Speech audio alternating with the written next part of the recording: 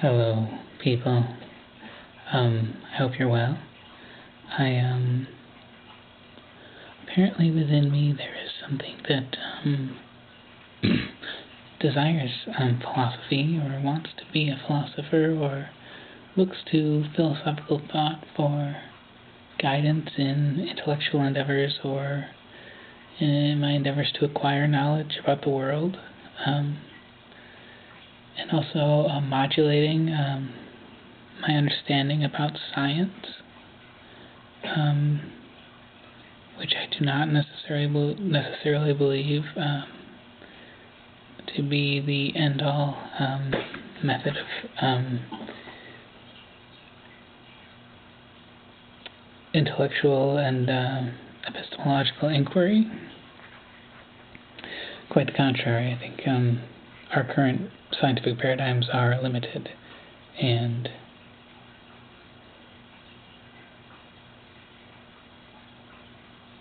inadequate. I have this, Martin Heidegger's Being in Time, Sein und Zeit. I've been reading it again. I said it in a course a couple of years ago, and was really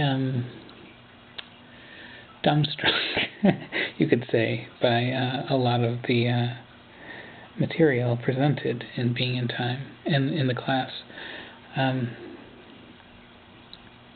But after having read a little bit more philosophy since then and revisiting the text, I'm finding it a bit easier to grasp, although it's still not dumbfounding, but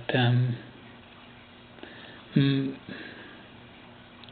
don't want to say mind expanding exactly, but expanding to a point that my other recent endeavors, which have included some writing, really get shaken up by Heidegger's text. My own mind, my own mental conceptions of my own production of language, and the ideas I've been, trying to sift through lately, just get shattered and shaken up. Shattered is maybe incorrect, but shaken up and frankly sort of left behind by Heidegger. That being said, I sort of concede that I might not have an absolute grasp on Heidegger's philosophy. I'm not even halfway through the first section of Being in Time in this reading, but it's really awesome, and I would love to share some of the points that have struck me as particularly meaningful this time through. I also sort of am going with the presentation as though viewers have never encountered Heidegger. There's no one talking about Heidegger on YouTube that I can find. So a lot of people, there are blogs out there talking about a lot of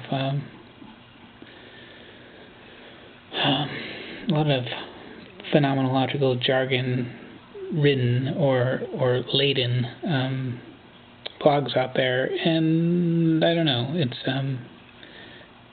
they're sort of tough to grasp in themselves. So you can read Heidegger, and then you can read about someone writing about Heidegger, but you sort of have to make another serious investment of time and attention and processing and consideration, analysis, and trying to put things back together with anyone's secondary or tertiary writing in regards to what Heidegger is talking about. And actually, I have to admit, I'm often disinterested in what other people have to say about Heidegger. Now, again, I don't think, I may be a bit conceited, but I don't think that I necessarily believe that my own understanding of Heidegger is superior or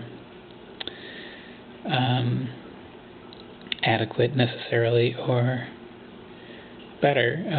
It's just that it's my own, and I feel as though I, in my own inquiry into Heidegger's text independently, shall illuminate myself regarding his the wisdom he attempts to share and his theories and insights.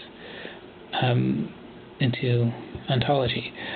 But I don't believe that my sort of adaptation to other people's inquiries into Heidegger have been very fruitful. It doesn't mean they won't be. And I haven't really put a lot into that, so I don't want to be taken the wrong way. I haven't really found the right Heideggerian scholars who develop their own school of thought based on Heidegger or an approach to Heidegger or whatever. So anyways,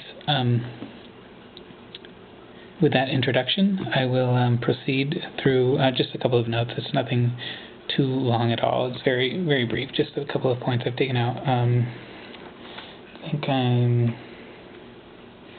skipping the introduction to being in time and going straight to part 1. And I've only read not 20 pages, so 20 pages. So I have some notes, and I would love to share them, and I hope that somebody can get something out of it. That's the next video. This introduction was longer than I was expecting. Thank you.